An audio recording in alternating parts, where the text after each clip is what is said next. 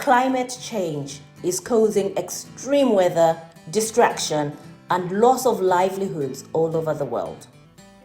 Many of these losses can never be compensated, but in a lot of cases, money is urgently needed so people can survive and rebuild. It is estimated that at least $400 billion will be needed every year worldwide to cover these costs. More than 30 years after it was proposed, at COP28, the richest countries in the world finally pledged money to cover the cost of this loss and damage. But the amounts pledged were tiny in comparison to what is needed. COP28 host country, the United Arab Emirates, got the ball rolling by putting in $100 million. Germany, France, and Italy then matched this. But the fund needs billions, not millions. The contributions made by some wealthy countries were shockingly small. The UK put in around $75 million, which is less than it pays every year just to cover the expenses of members of parliament and their staff. The US put in less than $20 million, a minuscule amount considering it is the world's biggest historical emitter of green gases.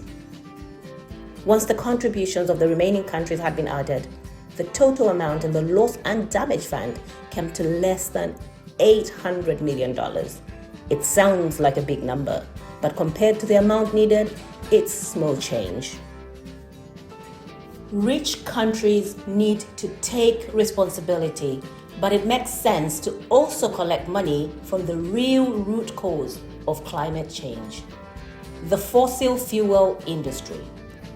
That way, we could hope to raise not millions but billions for loss and damage, and trillions for wider climate finance and climate justice too. Our new proposal has modeled this by making fossil fuel companies pay a hefty fee when they dig up coal, oil, or gas. We could raise trillions of dollars a year.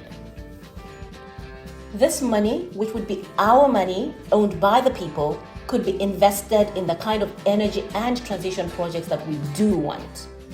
When these projects make money, they would give a portion back to us, the people of the world. Some of that yearly income could cover the costs of loss and damage.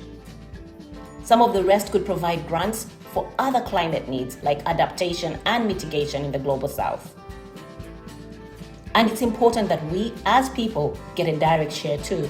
Some money to support us through this transition and to keep us fed and secure if the worst could happen. We call this climate finance system cap and share.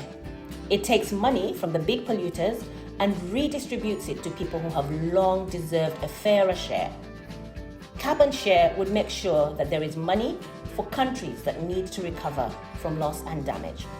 And it would move money from the global north, where most pollution has taken place, to the global south, where the worst impacts are often felt.